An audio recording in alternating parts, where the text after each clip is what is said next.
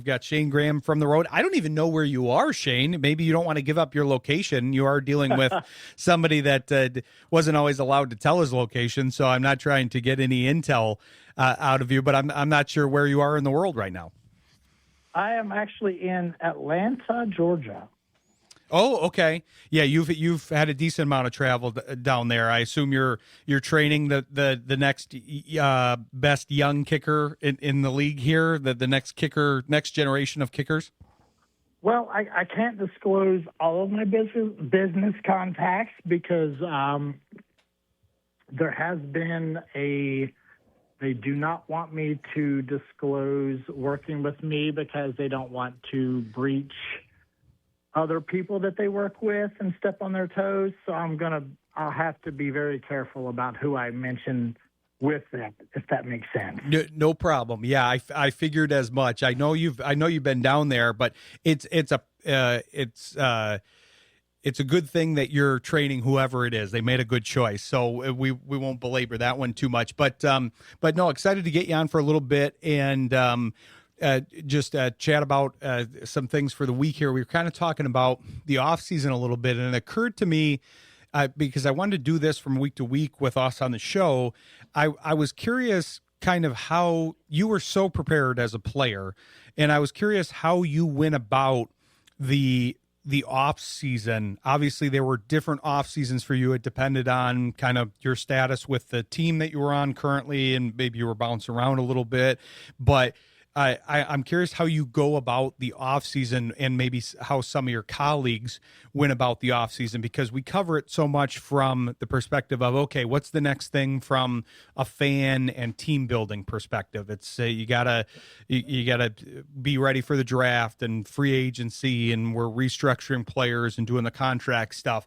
But as a player, obviously you weren't worried about much beyond your own contract and the contracts of your buddies, so you were focused on recovery, I imagine. And then I'm curious kind of how that timeline worked for you once you actually got into the off season. So everyone has to have a plan, right? Like when you create structure, that's the only way to truly create success. And when certain people want to have a structure or a plan moving forward, I think that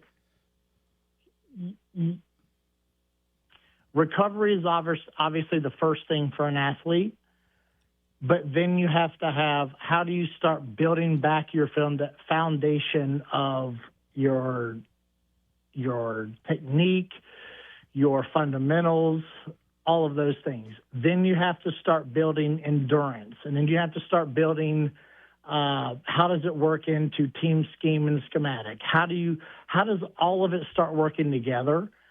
And then how are you prepared for whatever opportunity you have, whether you get traded, whether you get sent to a new team, or you're doing the same thing for the team that you're on? You have to make sure that like you're prepared for whatever it may be.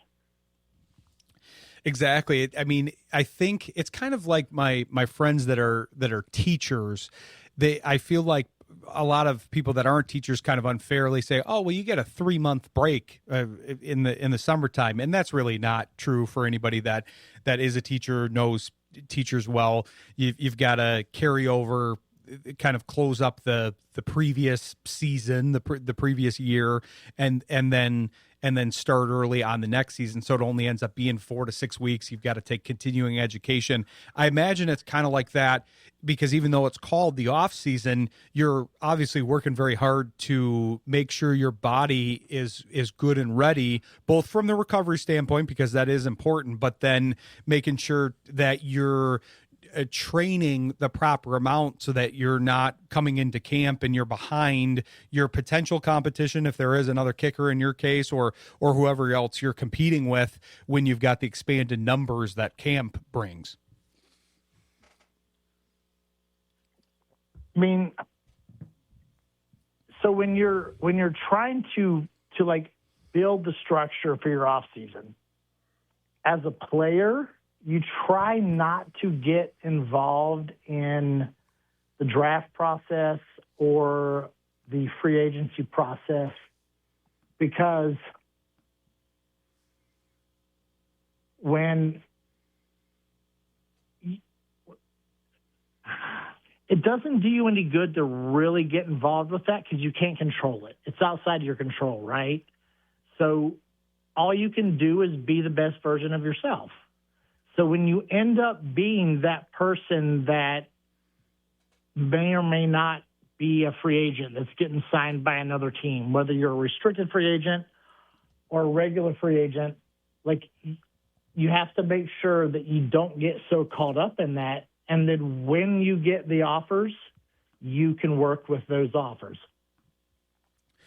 Oh yeah, I imagine that's got to be kind of an out of sight, out of mind thing, because it doesn't necessarily help you. I mean, that's why you have agents and different things. It doesn't necessarily help you to be thinking about that part of things too prematurely, because you've got to play your way. You got to control the controllables. You got to play your way into that contract and say, okay, yeah, I'm doing all I can on and off the field to make sure I'm prepared, and that other stuff will come because I'm not a decision maker on that. I just have to deal with the offers as they come in.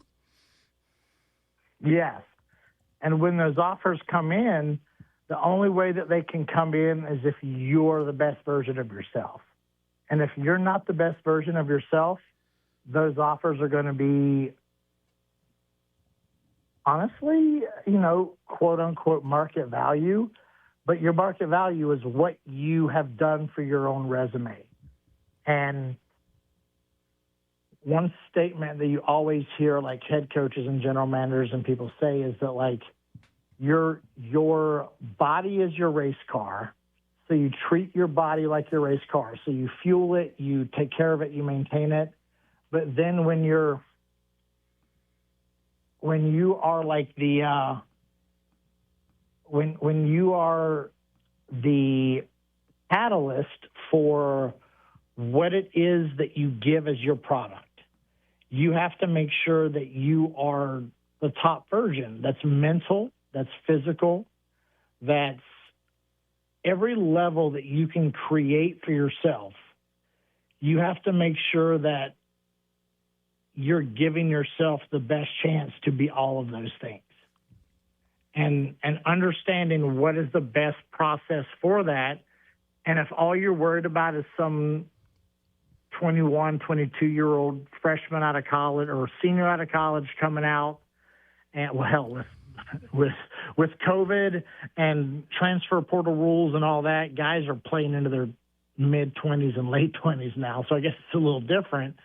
But you have to make sure that you're your best version, because if you become a salary cap issue, because if you're making $2 million and they can give somebody $500,000, that's a huge discount when you think about they can pay 20 guys $500,000 instead of 20 guys $2 million, if that makes sense. Oh, definitely. And we're going to be covering that more, especially next week, because we've got a contract expert coming on to talk about kind of some of the nitty gritty on those kinds of things. And we've also been dabbling with some of the modeling that these different services use. I've been in touch with a company called Stick to the Model, which is an interesting one. They're able to, you can basically go through the entire offseason kind of as the general manager and get into the restructuring of contracts and all that stuff. So it kind of shows what you have to go through, but that's why I wanted to cover it somewhat on the player side here. I do want a little, go ahead, Shayne. No, I'm listening to you. But yeah, so that's why it's good to cover it from your side, because, I think we can get desensitized to the fact that we are on the fan side of things, and then look at it as, well, it's transactions, but it's players, it's human beings, and you guys are working your hardest in order to earn that money and get that next contract. So it's good that we can cover it from both sides. Yeah, absolutely.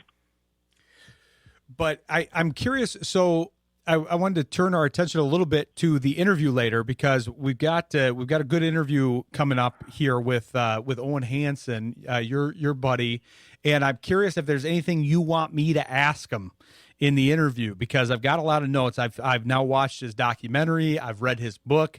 I'm definitely very prepared to talk with him. But he's an interesting subject, so I'm curious. I'm curious if there's anything you want me to relay to him. I'm sure that we're gonna be able to have him back on maybe when you're in studio, because this is going to be a multi-part interview series with him, I think, because I mean they did a 3-part documentary series on him that I assume is continuing, because the way they kind of left it off, it looks like it's maybe continuing. But then he had a book. He's got all sorts of stuff going on.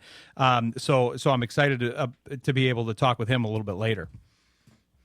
Yeah, I think that you talk about his journey, and, you know, he can tell you, like, where he started as a college athlete and where he thought he was, and then the contacts that he made.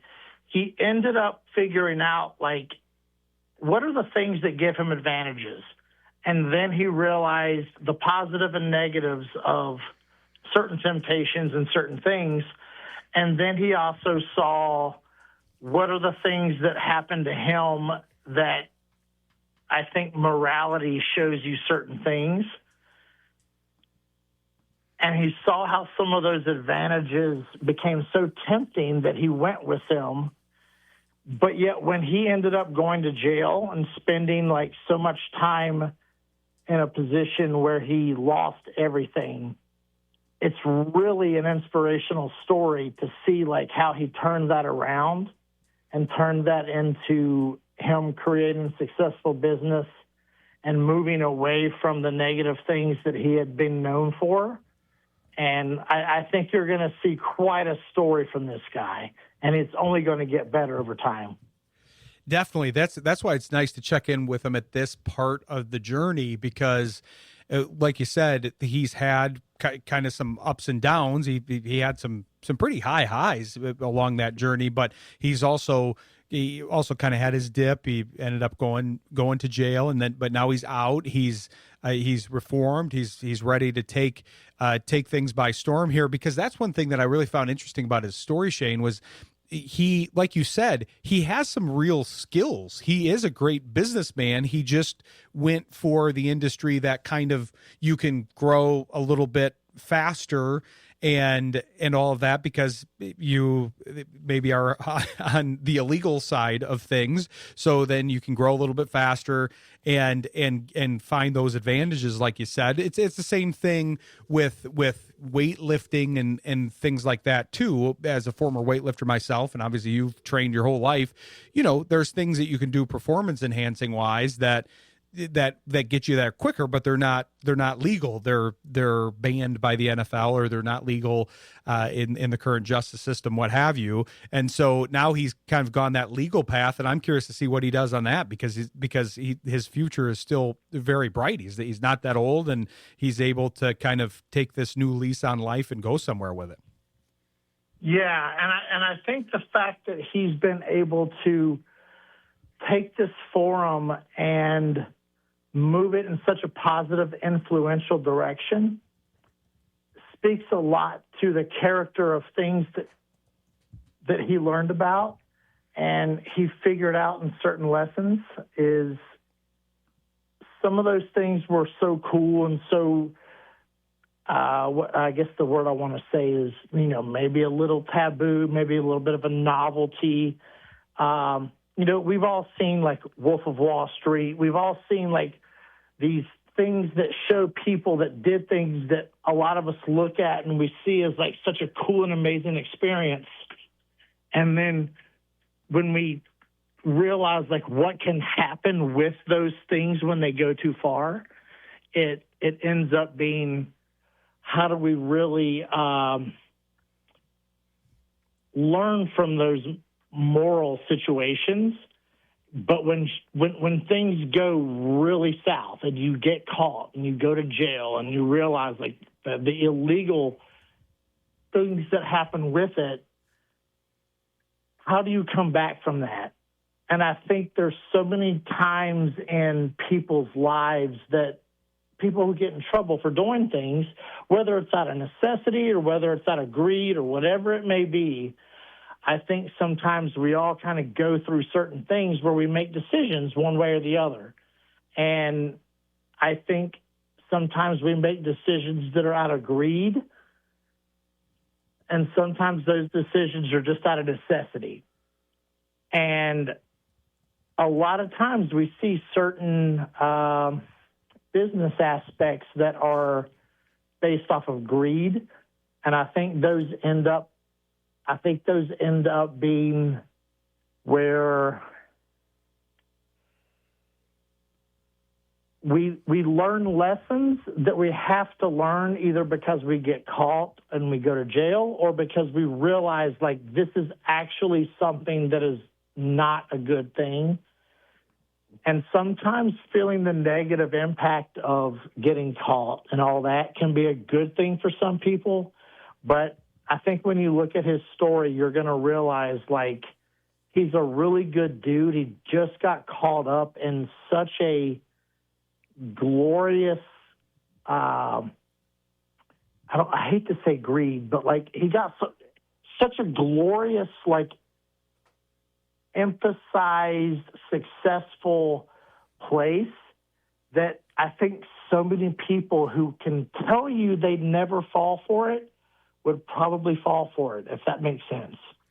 It does, because, you know, as somebody, he started out as somebody that hadn't done drugs or drank or any of that stuff. He was kind of living the straight-laced lifestyle to a degree, and that's kind of the path I've been on my entire life. But you can kind of see these diverging paths where you say, okay, you start to see these benefits, and then you get into kind of this gray area and say, okay, well, I guess I can do this and do that, and then you turn the corner and all of a sudden you're running this empire, and all of the things have changed, but it's gradual changes. It's one step at a time.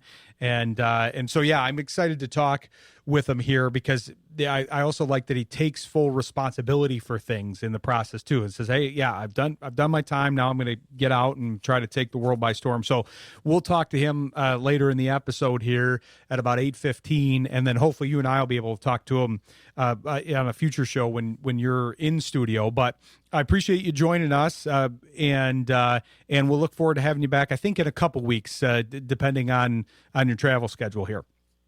Oh, absolutely. I mean, you don't have to get rid of me yet. well, we've got Jeremy Reisman coming on here at 7:30 ish to join us to talk about the Lions side of things with us. So so we don't want to unload you too soon, but we gotta bring him on. But yeah, anything else you got for us? We got a little time before we have to turn our attention to that. Well, the one thing I will say about Owen, he's done an amazing job. I mean, you think about how much of a novelty his life was. I mean, I think we learned he literally had so much cash. He had so many millions of dollars of cash in his personal fingertips. Like within his apartment or condo or house or whatever. He didn't know what to do with it. And then you find out, like, the trouble he got into, the things that happened, all of that. But then when he ended up getting in trouble and was in jail, he still came out of it and figured out a way, you know what? I'm going to help people find a better path. I'm going to help people not go down the path I went down, and then still create a successful business. So I think he's got, I think it's called either California Ice or something. It's a protein ice cream company. You need to ask him about that. And it's something like, in today's world of, like, fitness and protein and all that, it's really catching on. So that's something I really think you need to ask him about. But he is such a interesting dude that it's just, he's going to be a great conversation for you.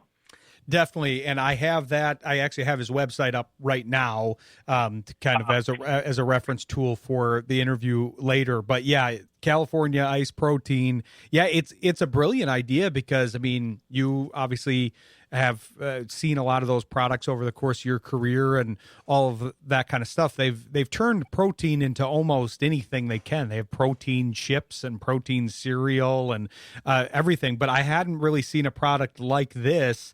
It's a new product to market, and like you said, he's kind of revolutionizing that market a little bit, and a good guy to sell it, as far as he's been a bodybuilder and a strong guy in his life. So I like that he's applying his business acumen to something like that, because as soon as I read the story, I thought, well, if he just would have had a regular business, he likely would have been successful, maybe at a slower pace or something, but he had all the business acumen. So now he's doing that with the California Ice Protein. So we'll definitely be talking about that with him.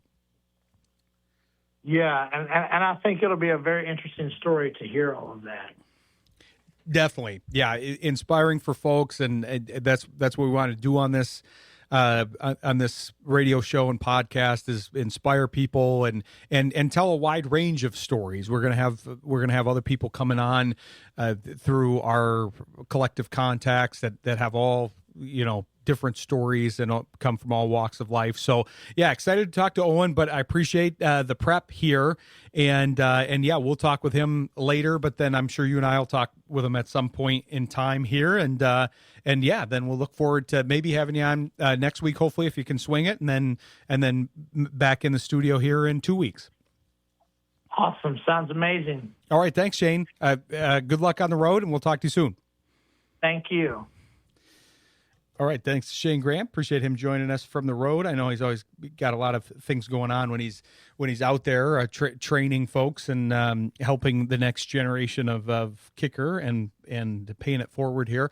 So as I mentioned a minute ago, we're going to bring on Jeremy Reisman of Pride of Detroit and talk about the Drew Petzing interview, get some behind-the-scenes stuff, and what he sees the Lions offseason looking like. So stick with us. You're listening to Shayne Graham's Extra Points on Jethro FM.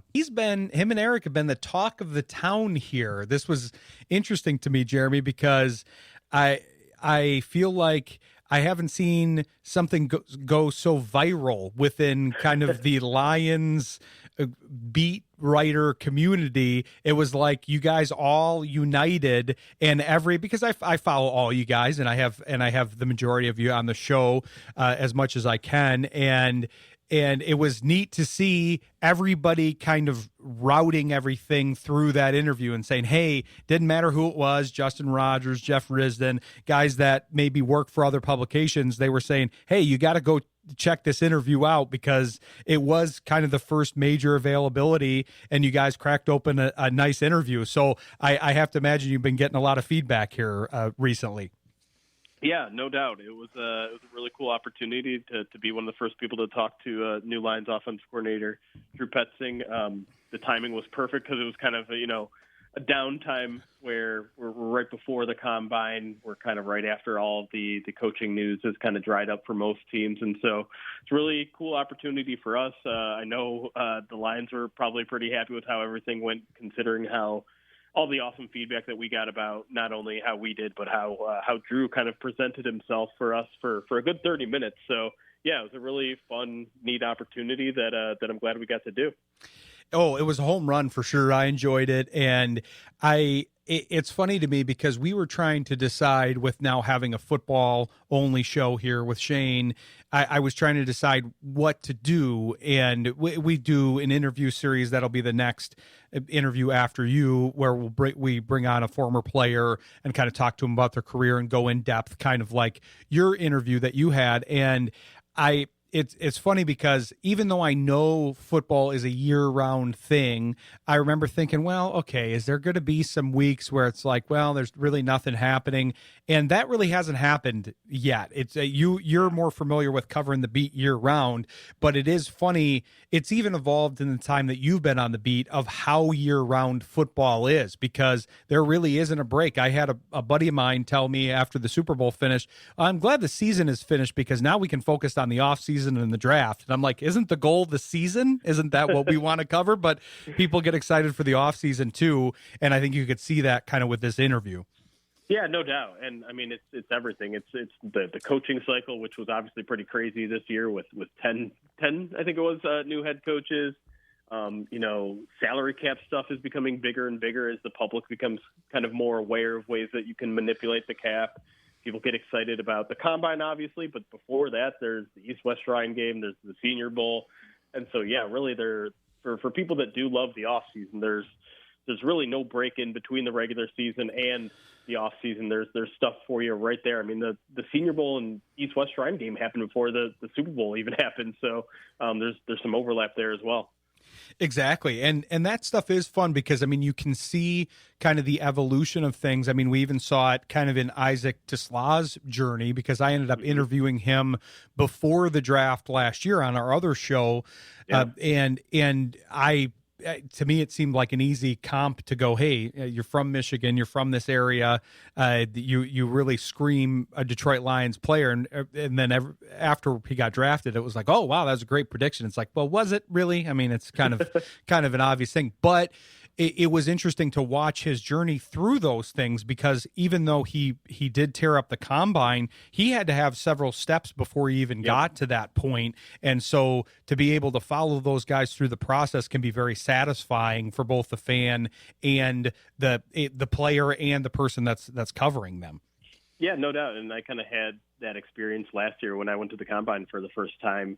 I was just I didn't have a specific target on, one of the final days I was there when the offensive linemen were speaking, but naturally a lot of people were drawn to Tate Ratledge kind of just to, superficially because how he looks out there with the big mullet and the big mustache. And, I dropped into that media session, asked a question, got a really good answer, and lo and behold, I ended up using it a few times after the Lions drafted him. And it's kind of the fun part of the process. It can be frustrating, too, because you can probably put in a bunch of work, interview 50 people, and none of them get drafted by the the team you're covering. But it's all, I guess, part of the fun. But yeah, it's a long off season. You cover a lot of stuff, and you kind of cross your fingers that something like that happens and hits, and something that you can draw back on once the draft is over. Exactly, a good callback. That's always good. It's good for comedy and it's good for Exactly. for being a beat writer. But I'm curious I wanted to kind of get a behind the scenes a little bit because one of the things that I really enjoyed, I follow all of your stuff as you know, and I follow the regular Pride of Detroit stuff, and then I'm also on the direct, which we'll be recommending to people at the end of the interview. But I saw you do kind of an anatomy of an interview piece with that Petzing piece. And I thought that was really interesting because as somebody that also tries to craft interviews for my two shows weekly, there is an art to it. And it's kind of a combination of art and science. And I thought you guys did a good job, especially with being on a video call. That can make it more complicated. You had two people asking questions, and then you've got to be able to roll with how the person is.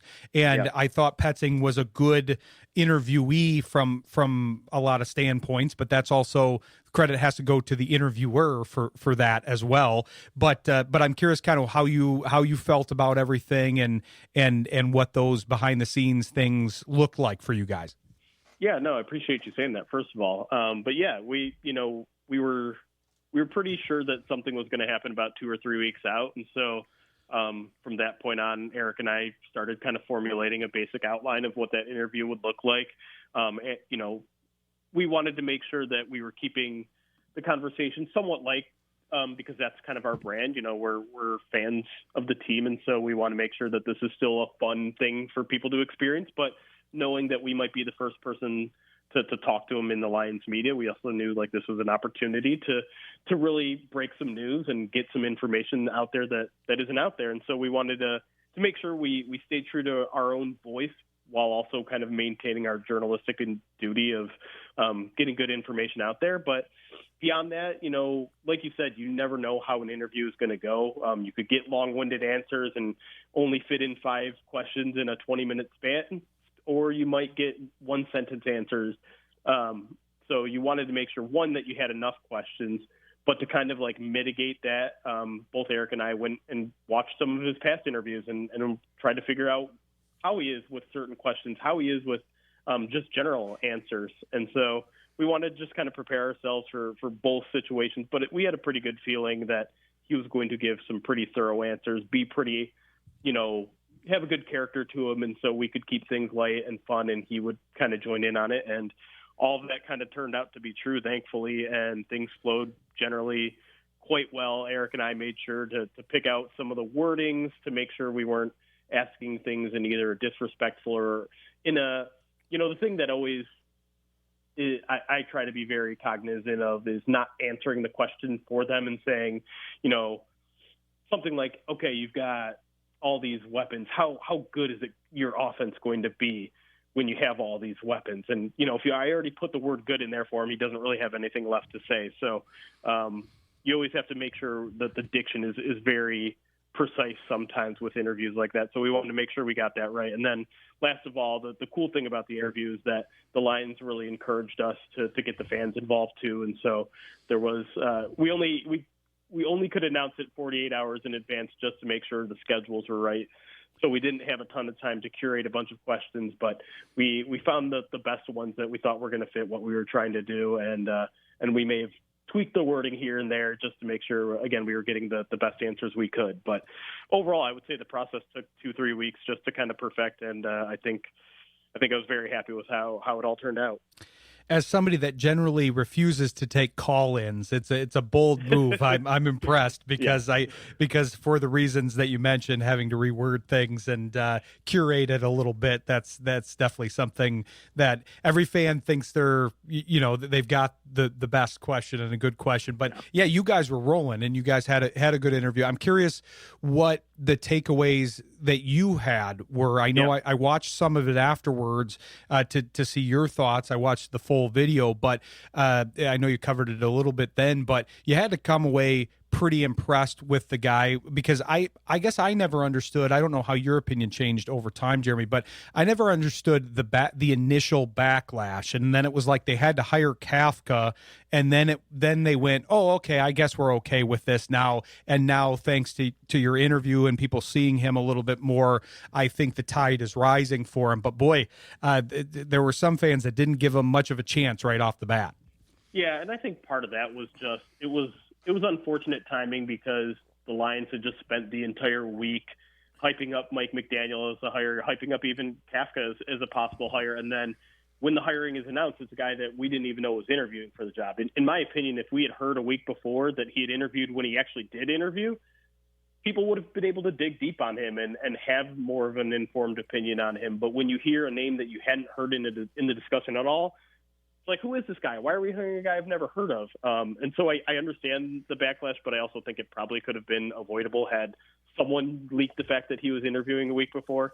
But in terms of the interview, I mean, the overwhelming response has been exactly what you just said. Like, I was nervous about this guy before, but he's smart. He's affable. He can talk ball. He has good answers for everything. And I totally agree. I was very impressed with the way he had really good, quick answers for everything.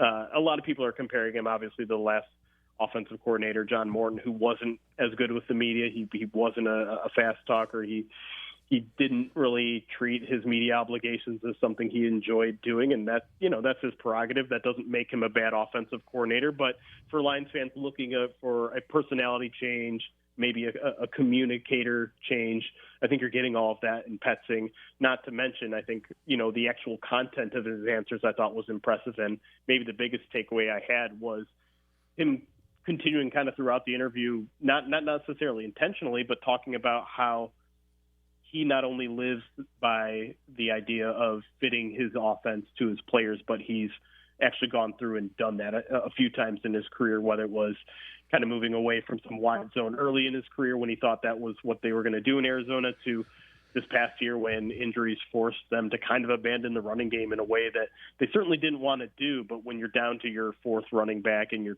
12th offensive lineman and your sixth tight end, you don't really have much of a choice in the matter. And so it's just kind of interesting to see him admit that, they had to make some pretty significant schematic changes while he was there, in ways that he didn't really suspect going into and not necessarily even wanted to, but knew that it was kind of his duty as offensive coordinator to switch things out significantly.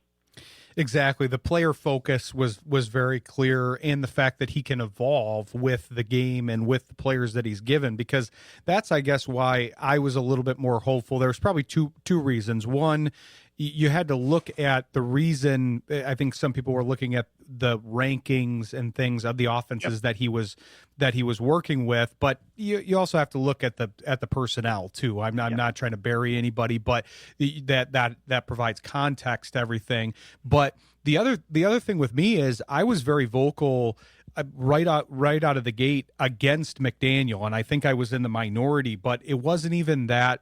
It's not that I didn't think he would do a good job. I think there was a combination of elements where you have the idea that, okay, I don't see how McDaniel works with the team for longer than like 2-ish years, because if he does well, he then is able to get a head coaching job, which is clearly a motivation of his.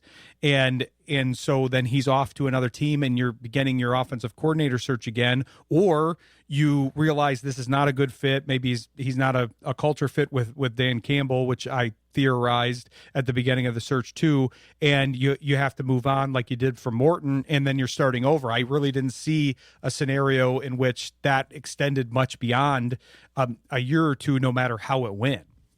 Yeah, I think that there's legitimacy to that, and I think that was something that Dan Campbell maybe kind of unintentionally brought up as something that he might be concerned about in his end-of-season press conference, when he mentioned something like that, like, if I'm just going to have a guy for a year, maybe what's the point? But we are also living in an offensive league where young offensive minds are going to be found and picked apart no matter what their resume is. If Petzing comes in here and produces the number one offense in his first year in 2026, I imagine he'll probably have some head coaching interviews and some opportunities. Certainly if he does it 2 years in a row. I think there's some stat out there where there are only like 2 or 3, I think, offensive coordinators, play calling offensive coordinators who are still with the same team, 2 or 3 years later. There's a really high turnover rate. If you're a good offensive play caller, then you're going to be in high demand. And if you're not, then the team will be on the look for the next one. So I think there's certainly some validity to that, but I also know that if Drew Petzing knocks this job out of the park, he's not probably going to be here for very long either. Oh yeah, I'm fully aware that could be true for him. His curve the arc might be a little bit more steep, but yeah, the same thing happened for Johnson. He didn't really come in with a lot of experience. Petzing has more experience than he did with actual play calling, so he didn't have as much of a resume and still worked his way up in short time, because he was very good at what he did and deserved a promotion. But yeah, it's interesting stuff. I'm glad we could talk about him. We're going to take a quick break and then talk about the player side of things and how you kind of see this playing out with the next steps of the offseason. So we'll come back with Jeremy Reisman of Pride of Detroit after the break. Stick with us. You're listening to Shayne Graham's Extra Points on Jethro FM. Happy to bring back Jeremy Reisman here, talking about the Lions offseason. We covered the offensive coordinator interview here with Petzing, and wanted to get your thoughts, Jeremy, on kind of the situation moving forward, because you had a good article on Pride of Detroit about kind of some potential cap casualties. And I've talked about this before on the show, and you've seen this evolution better than most as far as with the Lions as a whole. The position that they're in has changed based on their success. It's a little different when they're 0-16 or they're going through those down years. Your priorities change with, okay, you're focused on the draft, you're trying to hire the new coaches, you're trying to find the players that get cut from other teams. Now they're a team that is at the higher end of their conference and division and the league as a whole. And so the math kind of changes in the offseason. So now we're getting to the point where there might be some cap casualties, might be some players to move on from, but they still have to shore up some positions. So I thought that was an interesting article talking about the possible cap casualties. Glasgow's kind of the main one that you talked about in there, but you had the percentage of of Decker being cut pretty low. So I'm curious what you kind of foresee happening with that Decker situation, because I feel like that's the domino that has to fall fairly quickly so that they can plan accordingly and not have another Ragnow situation this year, because they're still catching up from that. Yeah, no doubt. Obviously, the main question there is retirement or not with Decker. And, yeah, I think the Lions are probably going to be a little bit more proactive in trying to get a decision out of Decker. I mean, obviously, ideally by free agency, if not by the draft, last case scenario there, because obviously when Ragnow retired, it was beyond the draft. And I'm sure the Lions had some idea it was eventually coming down the pike, but maybe not that quickly. So, I don't see a scenario in which the Lions, a very rare, I guess, possible scenario in which the Lions decide, well, we haven't gotten an answer by Decker, but we need to take kind of things into our own hand. We're going to cut them and just save the, $11+ million that they're going to have so that they can be proactive and find a new left tackle for the future, whether it's a Band-Aid this year or a draft pick, a high investment in a draft pick. They got to do something there. And I think they kind of have to do something regardless of what Decker's answer is. But I think the far more likely scenario is that Decker will play ball. He'll make his decision when he's comfortable, and hopefully that's in the next month or so that the Lions can make an informed move in free agency. But there's never been bad blood between Decker and this organization, or really any regime within this organization. He's always been a very honest and understands the entire process of the NFL, understands the finances of it, the football side of it. So if there's any resolution to this, I think it's either he decides to retire or the Lions ride with him. He does carry a $21 billion cap hit, which is high for a 30-plus-year-old offensive tackle. But for left tackle, it's actually, I believe it's 12th or 14th or something in that range. So it's not outstanding for his position, and he still is an above-average player. It's just a matter of whether he can withstand another season given his shoulder injuries in the past, and whether he wants to do it, given that I know he's very much a family man and understands the sacrifice he's making being away from family every time he enters an NFL season. So, if I had to put a guess on it, I think he does probably call it quits, just because anytime you've been talking about it for that long, you've kind of already made that decision, it seems like. But yeah, and the good news for the Lions is that you get the exact same cap space in return that you would if you do cut him. It's just a matter of when that decision is going to come down, and that's the thing I can't even possibly try to predict, because that's trying to get inside a man's head, and I can't do that. Exactly. There's a big human element to this side of things, because you guys do a good job of covering that side and humanizing the players, and we try to do that on this show, obviously having a former player on the show. The idea that, yeah, there's a lot involved in this. It's not just transactions. It's not just assets being moved around. Yes, you can call players assets when you're talking about the draft and things like that, but they're more than assets. They're human beings that have the same needs that we do. I talked about this on the hockey side of things this year, because I know people were getting impatient with a guy like John Gibson coming in and not necessarily starting out real strong. But one of the things that I brought up with that, it's true for everybody. It's like, well, if you moved across the country and moved your family and had to find new schools for your kids and had to do all of this stuff, that would probably be a lot of work. Okay, yes, you have more resources, but it doesn't necessarily change the fact that you still have to do all the logistics that go into that. And it's the same thing with a guy that, because now we're talking about that on the opposite end with Decker, where he's got to consider retirement at an age where none of the rest of us would normally consider retirement. You know, I'm way past him as far as retirement. So I guess I should be retired, Jeremy. I guess I got to retire on air here, because it is harder. That's why you see something like what happened last year with Ragnow. He retired because he felt that way in his body. But then most former players that I've talked with have also said they end up missing the camaraderie and the team nature of the game. So it is is a tough move to decide, yeah, I'm going to call it quits, and I know I won't be able to have that for the rest of my life. Not that same environment. You might be able to work, you might be able to go into coaching or different things, but it's going to be hard to replicate that environment, and it's a very fixed amount of time that you can have it. Yeah, no doubt. And even with Ragnow, I mean, we talked to a bunch of offensive linemen all year after he retired, and the overwhelming sense was that guy is gone and he's never coming back. He's very comfortable in retirement. He's very comfortable out in his boat and fishing and dealing with his new kids and all that. And lo and behold, everything you just said, it's very clear, even though he never spoke publicly about his intentions on returning, very clear that I think he missed the camaraderie, he missed the competition, and it's hard to make that decision in just a couple months, right? It took Ragnow 6 months, and he went back on it.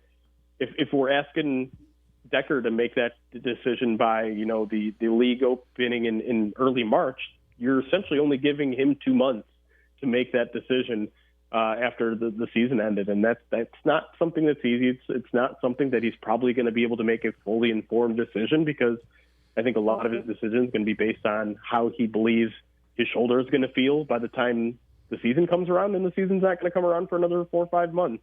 When training camp rolls around, and he's not going to know what his shoulder exactly is going to feel like then. So it's going to be a tough go for Decker, and he could always certainly change his mind, but I'm sure that the Lions would appreciate as much of a clear conscience as he can have possibly in the next month or so. As you said, Jeremy, especially by free agency, because obviously you do have the draft component, but I don't know that I see the draft component being heavily impacted by the retirement. I think they'll still want a young tackle, as you mentioned, in the draft, and they do kind of go best player available to a degree, so I'm sure they're scouting a lot of those guys.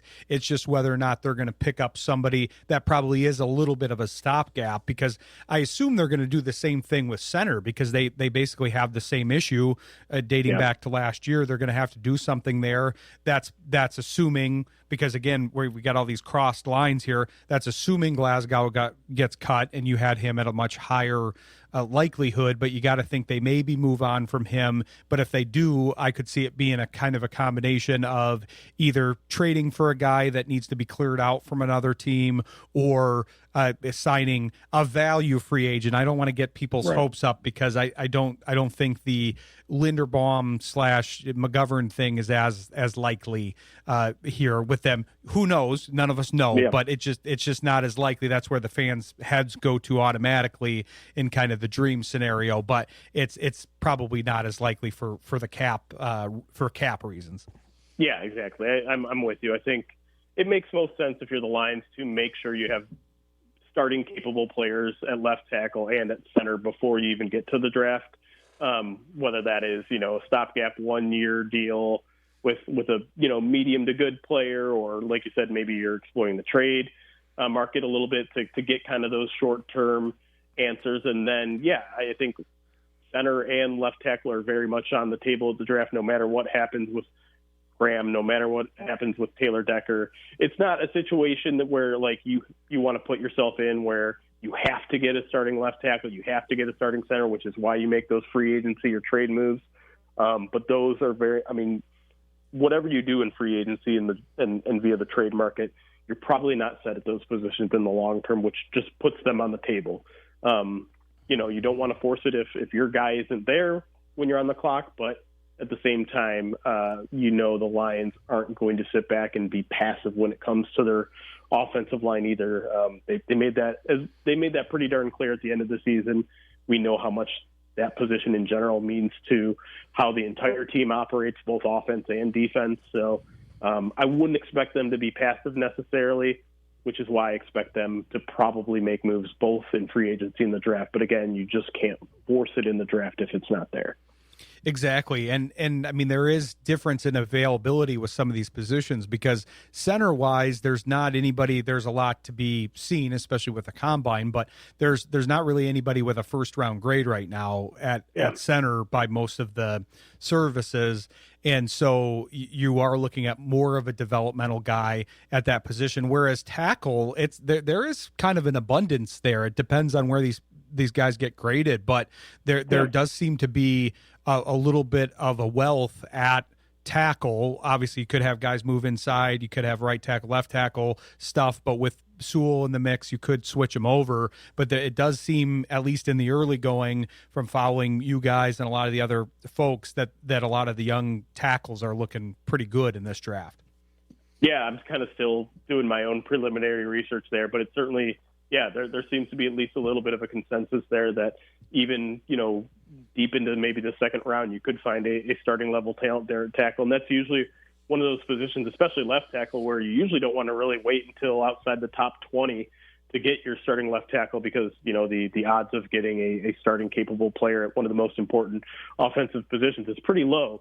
But it sounds like, that maybe it's not a pure left tackle. Maybe you're expecting some right tackles to play left tackle, or in the Lions situation, you have Penei Sewell, who they would be perfectly confident in moving to left tackle if they needed to, if they like the guy that was maybe a little bit better of a right tackle. So they'll certainly have options, especially, maybe if one of those top 2-3 options isn't there at 17. They don't necessarily have to force it at 17. They could wait until, pick, I think it is 50 that they have. So, yeah, they'll certainly have options there. Knowing Brad Holmes, he'll probably be very picky about which particular guy he likes, and if that guy's not there, maybe they don't pick one this year. But like I said, I don't think they're going to sit back and ignore the position either. If Brad has a guy that he really likes, I wouldn't even put it past him, even though they're a little bit scant on draft capital this year, to maybe even trade up a couple spots and get the guy that he really likes, because they aren't going to cut corners when it comes to the offensive line. Oh yeah, and we've seen his level of aggression before, so that's the more likely scenario here. And I think they are going to be aggressive, not necessarily with capital in free agency, but with making moves and adding bodies in there that they think will be a fit here. But we appreciate you joining the show and talking over the offseason and the interview. Be sure to tell people where they can follow you here with Pride of Detroit Direct and all the great things that you guys are doing. Yeah, well, you can follow me on social media at Detroit on Lion, but you can get all of our content over on prideofdetroit.com. If you want to see our interviews, podcasts, things like that, you can just search for Pride of Detroit on YouTube or Twitch. We live stream on both platforms. And then, we have a whole bunch of premium content that includes guest writers that we really love. Brent Whitefield, Ty Shelter, really impressive guys. We have exclusive podcasts, and that's over on, like you said, Pride of Detroit Direct, which you can subscribe to at prideofdetroit.com/subscribe. Be sure to check them out if you haven't already. And I'm sure you're reading these articles, because that's part of the reason we have you guys on the show, Jeremy, is because you're not off. Sometimes people aren't reading the bylines like they should. So it's putting a voice or face to the name. But we appreciate you joining us, and we'll look forward to having you guys on as the offseason progresses here. All right. Anytime, Ryan. Thanks, Jeremy. Take care. You too. Thanks, Jeremy Reisman. Appreciate him coming on and covering the offseason with us here. We're going to take a quick break and come back in studio and reset before we get Owen on in a little bit. So stick with us. You're listening to Shayne Graham's Extra Points on Jethro FM. From the GarbarinoRoofs.com studios. Country with a twist. Jethro FM. 1530 AM. WYGR Wyoming Grand Rapids. 94.9 FM Grand Rapids. 99.5 FM Lowell. And Jethro South. 980 AM WAKV Otsego Plainwell. 98.9 FM Otsego. And 105.1 FM Kalamazoo. Available worldwide at jethro.fm. I'm happy to bring on this next guest. Unfortunately, we had to get some notes from Shayne earlier in the show because he's on the road right now. So he sends his best, Owen, and hopefully the three of us will be able to talk at some point in time. But it's a very interesting story that you're about to hear. A lot of layers to it. And as a way of introduction here, Owen, I have to promise you that was just a auspicious timing with that. If you heard the bumper coming in and the Scarface quote, that's that's just in a metal song that I have as one of my bumpers. So that there's no insinuation there to bring you in with that intro. I like it. I looked up at Scarface as a kid, and that's where this thing pretty much began. Well, I'd like to claim that it was intentional, because that was part of your documentary. And I remember that part of it when you were kind of going with the Scarface motif when you were kind of in that mode, because I do think that that's something that a lot of people kind of look up to in some ways, even though Scarface is a nuanced story. There's kind of the rise and the fall. That's what you have in the case of your story, but now you're back on the rise. And that's kind of what we talked about with Shayne earlier in the show, that we're excited to see what you do now with going from kind of rise, fall, and then the arcs going back up. I think for you, that has to be how you feel kind of as you're back on your feet. Yeah, I think the second chance is what everyone wants to see next. If you saw at the end of the documentary, they kind of left it open. They got me out of prison, they put me in that suit, and you want to know, like, okay, what is he going to do now? And I think I've been the underdog my whole life, and this is where I excel the most, when I got my back against the wall, or I'm at rock bottom as I am today. But it's fun, and it's this is what keeps me going and gets me momentum to tell my story. Exactly, and we're excited to have you tell it. I want to kind of start with your background a little bit and how you grew up. I read the book, saw the documentary, so I'm well versed in your life here without talking to you yet, which is a little weird. But I want to give the backstory for the audience here and kind of how you grew up, and then getting to USC, and then we'll kind of pick up with how things went as the interview goes on here. No doubt. Yeah, well, it just started, let's say where it started, right? Redondo Beach, surfer kid, volleyball player, grew up from a broken family. Father was a construction worker, mother was a librarian, and they decided to part ways when I was about 8 years old. And, my dad saw me tearing up, and he says, "Hey, son, we don't cry in this household. What are you doing? We're men." And I remember that day with Mom leaving, I was like, man, I'm just devastated. What did I do wrong? And he grabbed the surfboard and the volleyballs, and we went down to the beach, and beach volleyball became pretty much my life, and got me into the University of Southern California on a scholarship. I thought that was a very interesting part of kind of your origin story, if you will, because one of the things that I really respect about reading your book and your story as a whole is you took full responsibility for everything that happened, even if you were kind of put behind the proverbial 8 ball at the beginning. You said, hey, my choices were my own. But I think people can relate to the fact that with the broken home, I'm from one as well, and the idea that you're kind of fighting from behind, like you said, you're fighting with your back against the wall even as a kid, and dealing with that kind of puts you in a fight or flight mode earlier than we really should be in it. You're supposed to be kind of more comforted at that stage and able to grow and develop. And if you have to be in that fight or flight mode, then you become more comfortable with it to where as your life goes on and progresses, you might become too accustomed to it. Yeah, no doubt. And at a kid at that age, no one deserves to be without their mother, especially. So, with that being said, you're trying to prove yourself and make your father happy, and that's what I did. I excelled in sports and school. Had a 3.5 GPA going into college, and going into USC was an eye opener. I'm not going to lie. I came from my dad just barely making it, and when I went to USC, you got kids. My fraternity brothers, my volleyball teammates, they all have, American Express black cards and BMWs and Mercedes. And here I am driving a 1989 Toyota Camry, and that was given to me by my grandfather that passed away. So it was pretty humbling to see that and be like, wow, like I do not belong here. This is not for me. And I think anybody that scrolls through Facebook and kind of looks at what someone else has and they want to kind of keep up with the Joneses, I think can relate to that kind of thing because, yeah, you were put in a position because of your success. I mean, you got a scholarship to go to USC, but you did have a difference in how you were raised and how you were brought up and what you had access to. So that had to be kind of a stark realization, because I think that's a big part of your stories. You were trying to find a place that you fit into, and that had to be tough to fit in, but then you eventually found a way to fit in through what ended up being your business there for a while.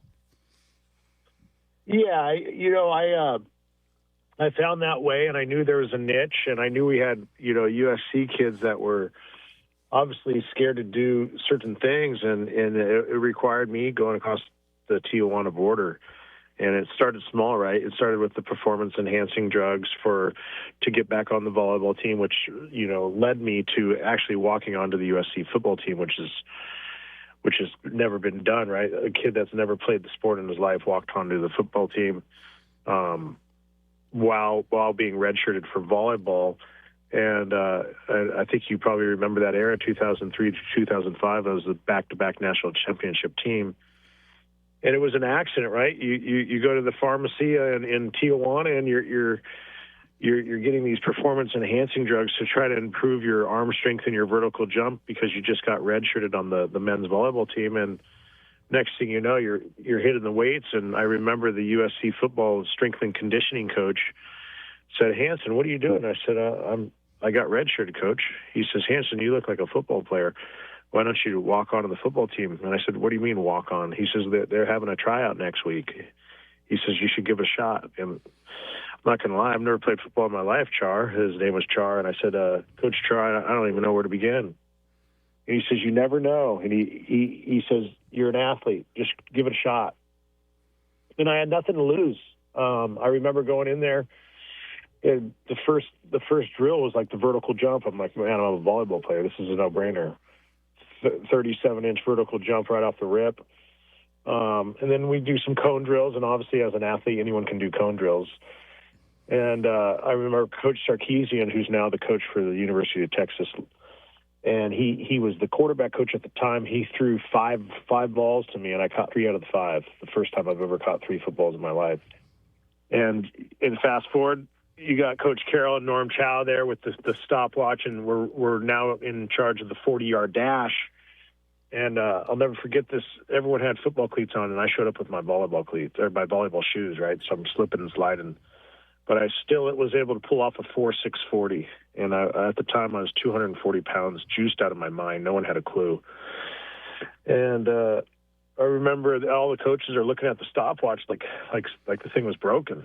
And the last drill was to get down to Heritage Hall where the weight room is, and we had the 225-pound bench press where you rep out as many as you can. And nobody knew at the time I was on anabolic steroids, so I went down there and I did 225 pounds 26 times. For anybody that knows those kind of NFL combine numbers, I think Clay Matthews did 24. So it was an eye opener, and that's where this thing began. As far as realizing I had this talent with being able to grab these things from Tijuana, which is only 2 hours from the University of Southern California. Guys started to notice on the football team and the baseball, the basketball. They're like, "Man, what is this guy on? We want some of that." So next thing you know, I got the athletes asking me to improve their vertical jump or their gains, and I was like, okay, this is good. And then I had like my fraternity brothers like, "Hey, I know you're helping out the football guys. Is there any way you can, get some Adderall for us to stay up when we make our test?" And I'm like, "Yeah, I can do that." And I remember going down to Tijuana and getting Adderall the next time, and just kept going down for little things. And I pretty much became this black market pharmacy at USC, and I was literally just doing it, like you said, to keep up with the Joneses. There really is a lot of truth to the whole crime of opportunity thing. That's what that's what I marveled at with your journey as a whole, because as an entrepreneur myself and somebody that's always been focused on business, you can see how you had the tools to be a great businessman. You just applied them to something that has an illegal element to it. There was, I'm glad to see, and we're going to talk about that in a little bit, but I'm glad to see you kind of applying that to your new business, because I can see that being very successful, because you had all the makings of this great businessman. It's just that your particular industry at the time was on the other side of the line of legality there. Yeah, once you cross that line, it's hard to go back, and that's the problem. I ended up stopping that. I did it just to get through college. I'm not gonna lie, and it worked great. I was able to take girls out on dates and not feel embarrassed. And when my fraternity brothers are pulling out their black card, and I was finally able to, I wouldn't say fit in completely, but at least pay my own way and not have to feel like some poor blue collar construction worker son's kid. So that was a good feeling for me. And then I'm not gonna lie, I got that job with that USC alumni after I won those 2 national championships, and I had that ring to go into these interviews, and it was easy. Like, USC alumni is such a honor to take someone from a national championship football team and have them part of their staff. And I remember I got hired for this big real estate development firm out of Los Angeles, and making 6 figures right out of college was pretty spectacular. Obviously, I didn't have to keep doing what I was doing in college, because 6 figures was plenty of money. And I stopped that illegal activity, but as soon as the recession hit, if you remember 2007, 2008, I was the first one to get canned, because, I was the lowest man on the totem pole. And I was scrambling. I'm not going to lie. I had that back against the wall. Like, okay, what am I going to do now? Like, I got to figure this thing out. And, I went back to that legal mindset. And, growing up watching, Casino, the Goodfellas, I just remember these bookies, and I was like, man, I'd be a great bookie. The guys that they get to watch sports their whole lives, and they make money doing it. I'm like, okay, this. I'm a numbers guy, and I like numbers. I know what 10% is, which is the VIG, and I have USC guys that are now in the NFL, and I have baseball players that are playing in the major leagues. I said, well, why don't I become a bookie? And if you remember, that's what happened. I became a bookie, and it's a tough pill to swallow. I'm not going to lie. When you're sitting in federal prison in 2018, I remember sitting with my group of friends in prison and seeing the FanDuel and DraftKings come up on when I'm watching the football game, and I'm like, holy smokes! I got arrested and indicted for something that's now legal in the United States. And that was pretty unbelievable. I was going to talk to you about that, because I'm somebody that, like you said, it's rampant. They'll talk about the okay, don't gamble and give you advice, and then they'll say, oh, well, this has been presented by FanDuel, DraftKings. That's why we avoid kind of those associations on the show, so that we're a little bit more pure from that. We do cover gambling, but in a more kind of holistic way, the legalities of it and all of that. But it's amazing how these things can change so quickly, and the tide can turn as far as just public opinion and acceptance of it, because it used to be, well, this is the scourge of the game and it'll negatively affect sports, and apparently that wasn't true, because now the sports are all embedded in it, and it's very hard to deconflict all of this. There's even rumors right now that some of the betting entities are putting pressure on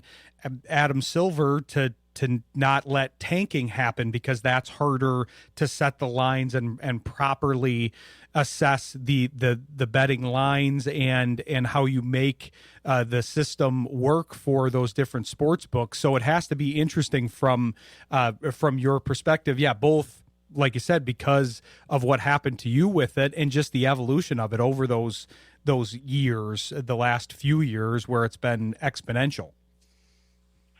Yeah, it's been definitely a change. I have people to this day say, you were the original, like the trailblazer of the online sports betting. And I was. You got to think I started this business in 2007 and ran it all the way up to 2015. And I was one of the biggest platforms out there.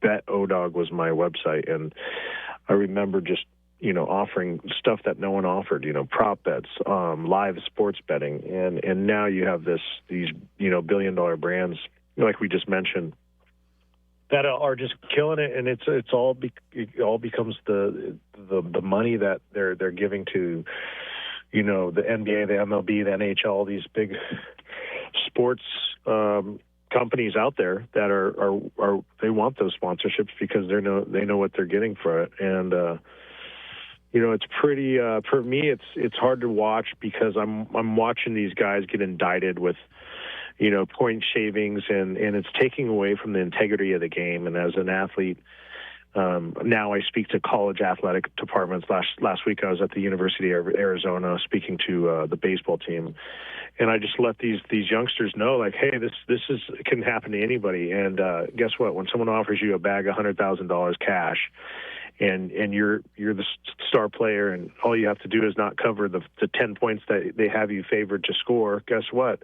You're going to take that $100,000 cash, and all of a sudden at halftime you're going to tell coach that you're not feeling good and you're not going to play the second half. It's going to happen. It's just begun. It's the tip of the iceberg, and I mean you're seeing it all over. There's college people that are getting indicted back east. The UFC has, there's been under investigation. The MLB, NBA. I mean, it's like I said, it's getting nasty. I'm glad you spoke to those folks. You have a very unique perspective with all of this because this has to be kind of a one-of-one thing with your background, like you said, in being a pioneer with the sportsbook element, but also being a top-tier Division I athlete as well. You've seen all sides of this and then saw it before it evolved, because it's very easy to see, especially from your perspective, how somebody like Terry Rozier, who's one of the ones that's in trouble right now, could say, okay, if I just dribble the ball off my foot a couple times, that could lead to me being benched, and then I'm hitting the under pretty easily. So I'm glad you're doing that. I want to talk more about that, and then also I want to talk more about the USC days too, because you played on one of the best regarded teams of all time. So we're going to come back here with Owen Hanson and talk about his career and what he's up to now.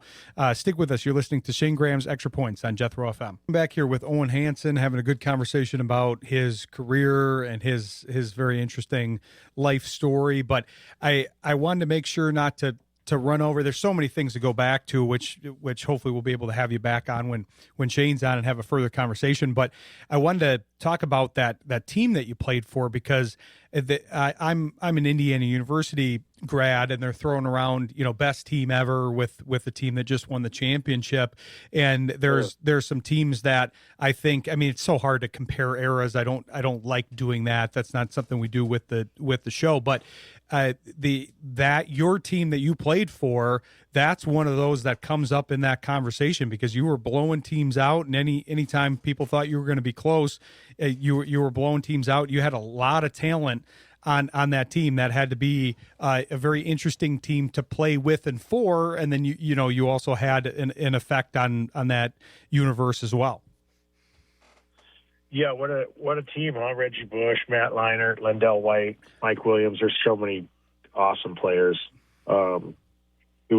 It's pretty surreal being able to walk onto the team and be around those guys, and for me it was just an honor to be in that locker room with Pete Carroll, Snoop Dogg coming into practices doing chest bumps and coming out to practice in pads, and just Coach Carroll is such a good players coach and made everything so exciting, and to be an athlete at that level and just be wanting, like as an athlete you never look forward to going to practice and watching the film, but with Coach Carroll, he made it so exciting for us that we looked forward to every day, coming to practice and putting the pads on. I was hoping he would get more of a run with Vegas here. He tried to go back into coaching, and that really wasn't the best opportunity for him with the current construction of the team last year. Yeah, that was a bummer that what happened with the the NFL. But I think his time is, I think it's time for him to enjoy his life. He's 73 years old. So I think it's time to take some time for himself, and go enjoy his beach house in Hermosa. Exactly. Yeah. It might as well enjoy the fruits of his labor here. But I want to talk about kind of what you've got going now. We talked about kind of the story arc, and then obviously ending up in jail, and then now you've got this second lease on life that everybody's focused on. And like I said earlier, what really stuck out to me is your business expertise. So I was not surprised to see when I got to the documentary, because I'd read the book first and then saw the documentary, that by the time you were even out, you were already working on your next business. So I want to kind of talk about that and where that's headed here. Yeah. I started this business in a 6x8 cell. And it was an accident. If you follow my social media, you could see I was literally making protein shakes in prison, and when one day we ran out of ice. And in prison, you have to use ice to keep everything cold because you don't have refrigeration, obviously. So we use mop buckets, and we take the mop buckets that we use to clean a cell, and we put a clean trash bag in there, and we fill it up with ice. And then we keep our soda pops or our protein shakes, whatever we want to keep cold, in that mop bucket. And one day my cellie said, "Hey, we got an issue." He says, "The ice machine broke." And I said, "Well, what are we going to do now? I got to have my cold protein shake." He says, "Don't worry, we'll throw some salt on it, and the salt will keep the ice cold." And I said, "All right." And I went to do my workout, and I came back, and I grabbed my protein shake, and it was rock hard. And I told my cellie, I said, "Man, what am I going to do now?" And he says, "Man, just eat it. It'll probably be like ice cream." And then the light bulb went off in my head. I said, "Ice cream, protein ice cream, wait a minute." And you got to keep in mind, this is in 2020, so it's 2026 now, and you can finally see what this protein craze is. So I feel like I got a little ahead of the curve. And I was creating this brand in prison after I got my master's degree while incarcerated. I said, "Okay, now I'm a convicted felon. Now I got to do something with this degree. What am I going to do?" And I said, "I'm going to start a protein ice cream company." And that's what I did. I started literally doing my R&D at the halfway house. They gave me 18 months halfway house where I got to reside inside of a warehouse where I was still under the Federal Bureau of Prisons system, where they would let me go to work from 6 in the morning to 6 at night with a curfew. And I remember I'd go every day. I would take the bus to this ice cream manufacturer, and I would work on the R&D of trying to take the sugar out and use probiotics as the base, and cut the fat content down and add protein to it. And literally after, I'd say close to 9 months, I created this formula with a dairy farm, and I have the proprietary blend on this protein ice cream that I created, and it's healthy. It's 20 grams of protein per bar. It's probiotics, gluten-free, natural flavors. I'm coming out with a fruit-flavored bar in the next 2 months. That's going to be no dairy, so we're going to use a clear protein with natural fruits like strawberries, watermelons, mangoes, and it's done great. We're in 300 gyms and stores right now, and we're about to be in another 300 once these freezers come in the next 2 weeks. We have 320 more freezers coming, so we're looking forward to locking up the gym spaces mostly so when people are working out, instead of going and buy one of those pre-made protein shakes, just grab that California iced protein, which is basically a protein shake on a stick, and it tastes like ice cream. It's such an interesting part of your story and evolving. I didn't know some of those pieces. I didn't know that you had expanded so quickly. I didn't know that you were doing the research when you were in the halfway house. I knew you were in there, but man, you really evolved from the whole Pruno prison wine thing. You really took that a different direction with the protein shakes. Yeah, I tell people, from putting bad things on the streets to now healthy treats, right? And I messed up. I'm not gonna lie. I deserved to go to prison, no doubt. I broke the law, and I was charged with some heavy charges: a racketeering, a RICO charge with distribution of narcotics, and I'm not proud for what I did. And as you probably see in the book, this could have happened to anybody. I got put in a situation where we ended up losing some money for some heavy hitters in the cartel, and we had a couple options, right? Either you go run from them, or you go face the music and let them know, hey, I lost your money, and what do you want to do? And they gave me the option. We're going to either kill you or you're going to work for the cartel. And it was fight or flight, right? And I said, you know what? I'm going to work for the cartel. I'm going to do the honorable thing, and I'm going to pay these guys back the money that not that I lost, but someone in my organization lost. And since my face was on the line, I did the right thing and paid these guys back. And unfortunately, I had to break the law and sell a lot of cocaine and send it to Australia to make it right. And like I said, I'm not proud of what I did, but everybody deserves a second chance, and I'm not gonna make any excuses. I belonged in prison, but this time around is my comeback story. Exactly. And you served your time, and now you deserve the second chance that you're getting. And as somebody that was something that I saw when I was taking in your story, is I've lived a fairly straight edge lifestyle, no drinking, no drugs, all of that kind of stuff. But you can kind of see, even with that background, how, one decision kind of leads to another. And it's a very relatable story as far as how you could be pulled down that path. If you just hear the tagline or kind of hit that high point there, then it loses the relatability that I think your story has. So I'm glad we've been able to kind of talk through that some, because it's going to be fun to watch what you do now with this protein ice company, because you're right, you do deserve a good amount of credit for thinking of that in 2020, because we were talking about this when Shayne was on earlier on the phone. We were talking about how there's basically protein everything. There's protein cereal and protein chips and all sorts of things. But this is one of the better additions to the market, especially when you're talking about going to a gym and you want a refreshing treat afterwards. So the fact that you were able to have that idea and be kind of still first to market with it, with all of that growth in the protein sector, is impressive, because you were starting behind the eight ball. I mean, you literally, like you said, had to start it in your cell. So that's a lot more to overcome than the regular business owner, who usually has enough to deal with, just being an entrepreneur and dealing with changing markets and supply and demand and all of the economics that are involved in starting a business. Yeah, it's been fun. I had a meeting yesterday with the vice president of Lifetime, which is a huge gym, and he says, "Wow, you've got something unique. You've got something. Most of these protein companies are doing like protein pints, right? And no one's really done it on a stick. And I think grab and go is so important nowadays for everybody. You go to the 7-Eleven, you get some hard-boiled eggs or a protein bar or energy drink, and you take that and you get in your car and you go to work or, wherever, the gym. And it's just so important now.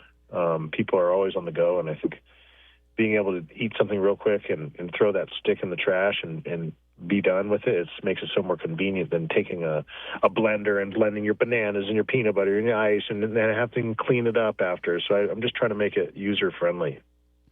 So you're focusing on the gyms, but you're also getting into stores across the country as well? Yeah, our main focus is the low-hanging fruit gyms.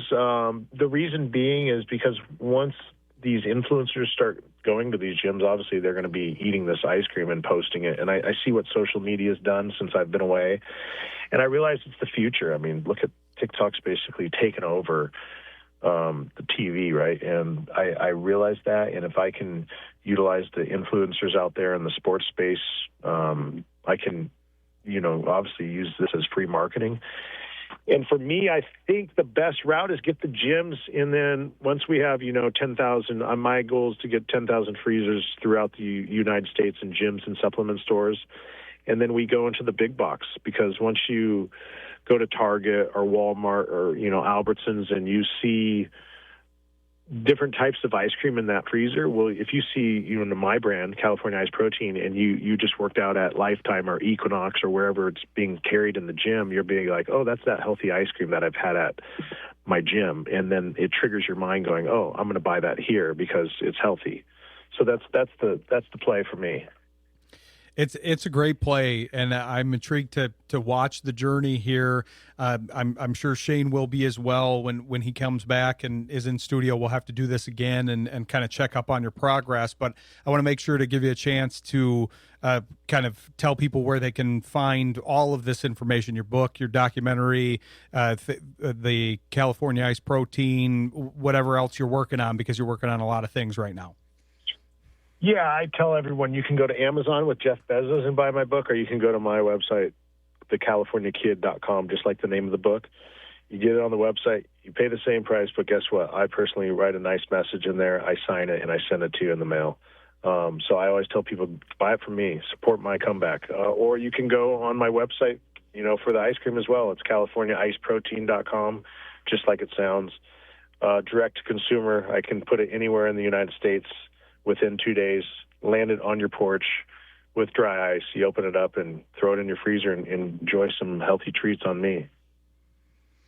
It's an interesting idea, and obviously it's taken off already. So excited to watch all of that. Yeah, be sure to check all of that out. He's got a website with all the information that we've talked about here.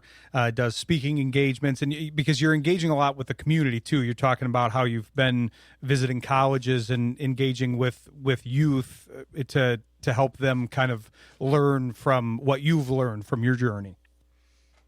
Yeah, the kids have been the most, for me, the most rewarding feeling, just helping the kids go from down the path I once did. I don't want to see that. And I tell people, if I can get one guy in this room to not do the things I did, I feel like it's a win.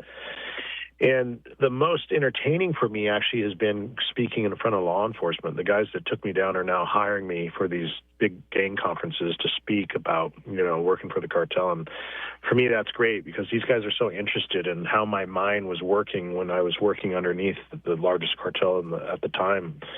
And, what was my mind thinking, crossing these borders, and what kind of routes do you guys do, and this and that. And I'm giving them inside information, obviously not dealing with, who I was working with or what cartel, because obviously that would get me in trouble. But, the information I'm able to help them with is pretty rewarding because it's kind of like my give back. I tell people, right when I sit down, I said, you guys saved my life. You arrested me, right? If I would have kept going, I would have died for sure, either working for the cartel or got killed. And I tell them right off the rip, you guys saved my life, and I'm here today to speak to you guys because you guys, gave me a second chance. And that's, for me, that's the most, the biggest flex, being able to speak to the guys that took me down. It's a great story. People have to follow it, and I think the fact that it's ever evolving right now, the fact that you're now consulting with all of these different places and using your second chance to be this butterfly effect, that you're able to affect youth, improve law enforcement, to add to the protein market. It's a cool story and a one-of-one story for sure. So we're really glad that you could join us. Hopefully, like I said, we can reconvene here with Shayne at one point and talk about it again and get more of your story and more of an update on how things are going. But really appreciate you joining us, and we'll look forward to talking to you again. And good luck with your second chance here. I appreciate it, and tell Shayne he owes us one.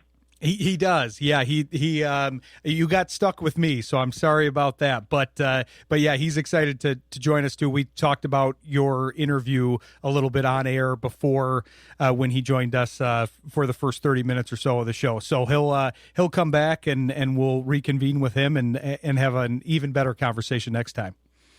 Sounds good, Ryan. You guys take care. All right, thanks, Owen. You too. Yeah. Talk to you soon. Bye-bye.